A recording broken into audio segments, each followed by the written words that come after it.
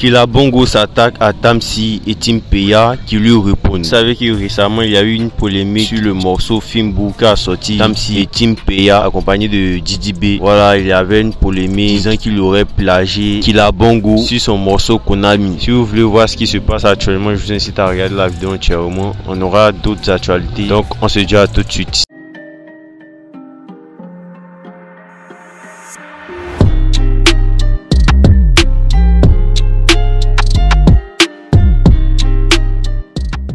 Guns arrête la musique. Après son dernier feat avec Didi B, gars de Cali, sur Twitter, l'artiste a dit vouloir arrêter la musique après avoir terminé son dernier album. Il dit, je cite, j'envoie le dernier album et j'abandonne.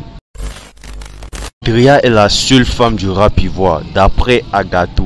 C'est ce qu'il a dit sur le plateau de télé d'ici, en comparant les différentes filles du rap ivoire. Ivoire, c'est pas lycée garçon. On n'a pas entendu le message. Non, mais ça, c'est Drea, c'est la femme du rap ivoire. C'est la seule femme du rap ivoire. Ah bon? En fait, c'est un. Les autres, c'est. Non, les autres, là, c'est même moi, mon vie. Ah bon? Toi, t'as vu Drea comment?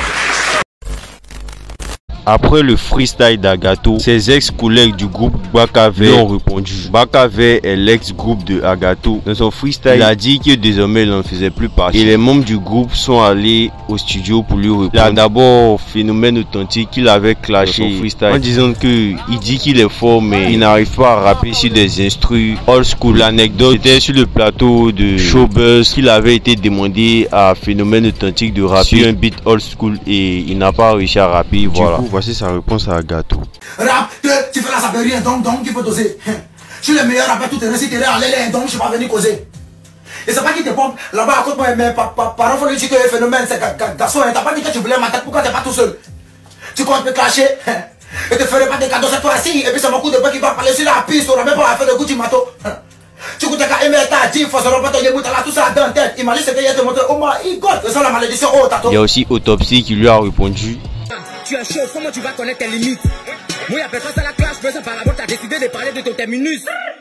Et il y a une vidéo de tout le groupe du Bakavé, voilà, qui sont actuellement en studio en train de faire le son pour répondre à Agato.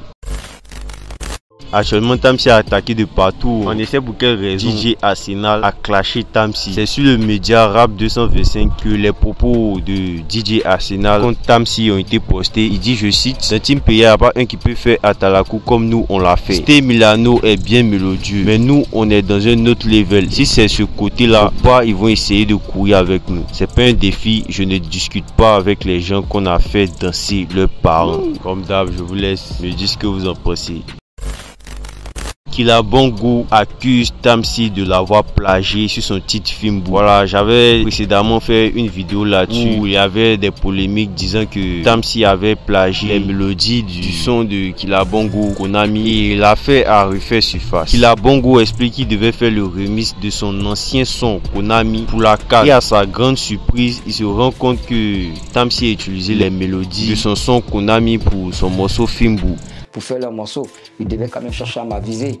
Sinon, c'est bon, tout ça c'est pour l'évolution de la musique. Mais ils ont mal fait de ne quand même pas m'informer, de ne même pas rentrer en contact avec mon staff managérial et puis de m'exploiter. Parce que là, ils sont en train de m'exploiter. Fimbu, quand j'écoute Fimbu, c'est carrément du Konami.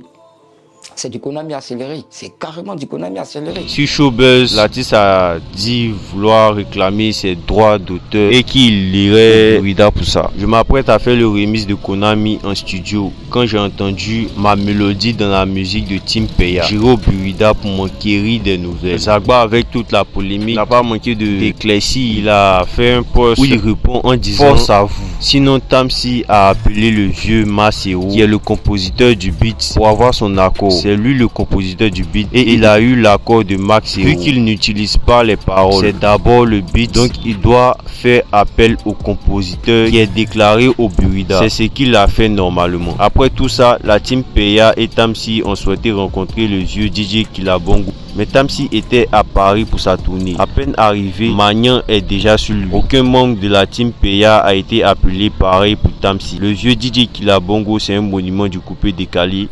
l'eau ne peut pas sauter caniveau. Mais comme nous sommes dans un système où le buzz passe toujours avant les vraies informations, donc on est dedans. Après tout ça, la team et Tamsi vont aller rendre visite au doyen, expliquer les choses normalement, car c'est le doyen et nous avons un grand respect pour lui et son travail. La team de Bognan, les branches de l'arbre ne regardent jamais dans la même direction, mais elles ont un tronc en commun, et ce tronc, c'est la musique qui a produit un bon fruit, comme le Konami qui produit aujourd'hui un bon fruit qui est le Fimbu, au plaisir des fans. Vive la musique, vive la culture. Voilà, donc Zagba explique clairement que avant la sortie de Fimbu, ils avaient déjà informé le beatmaker du son Konami qui est Max Hero. Voilà, et celui-ci leur a donné leur accord. Mais il semble que c'est DJ Kilabongo, l'artiste même en question, qui ne soit pas d'accord avec le fait que la mélodie a été utilisée pour Fimbu. Donc sur internet actuellement, il y a plusieurs personnes qui réagissent, comme celui-là qui dit je cite: il faut vraiment dire à Tamsi qu'il est bon arrangeur, mais pas du tout un bon beatmaker. Qu'il paye les droits d'auteur,